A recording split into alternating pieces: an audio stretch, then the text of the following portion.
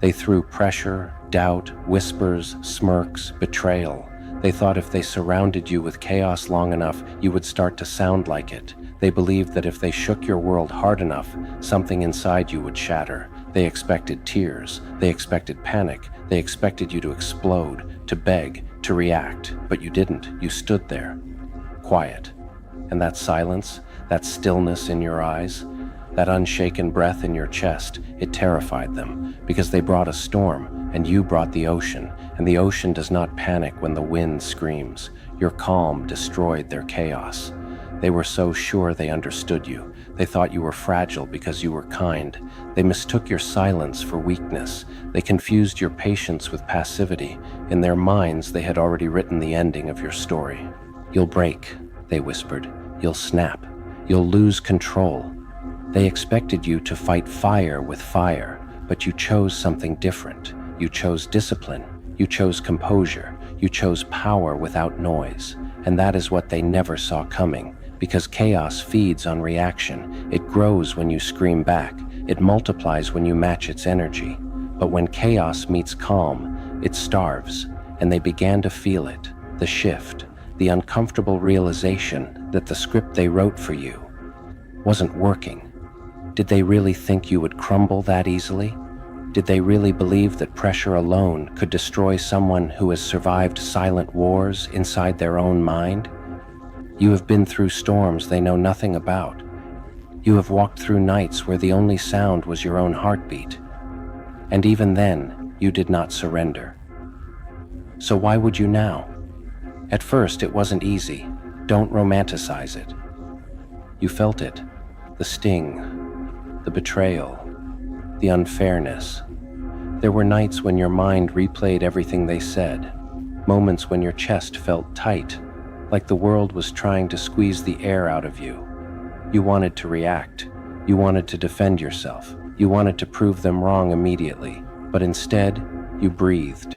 You chose control over impulse. You chose strategy over emotion.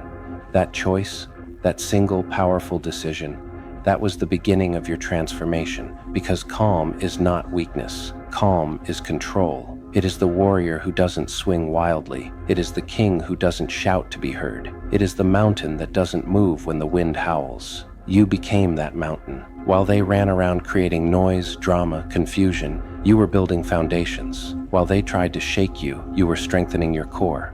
And slowly, something changed inside you. You stopped trying to win arguments. You started winning within. You stopped chasing validation. You started mastering your energy. You realize something powerful. When you don't react, you don't give them power. When you stay grounded, you become untouchable. And that realization, that was fire. Not loud fire, controlled fire, the kind that forges steel. They started noticing. At first, it confused them.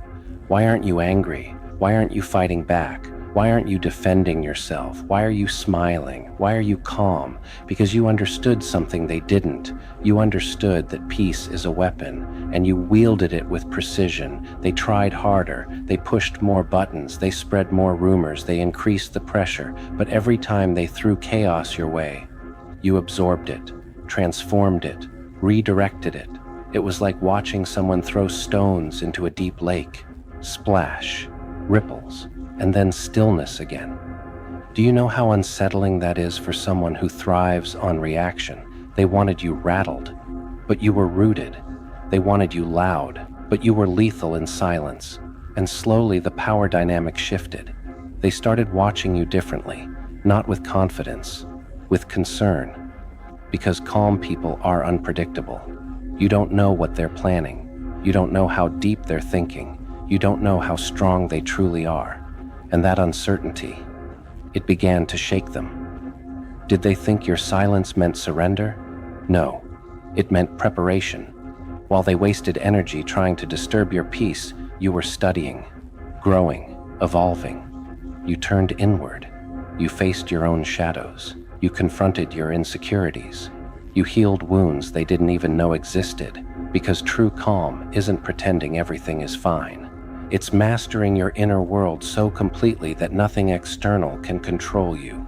You disciplined your mind. You trained your emotions. You learned to pause before reacting. You became intentional, and that level of control, it's rare, it's powerful, it's unstoppable.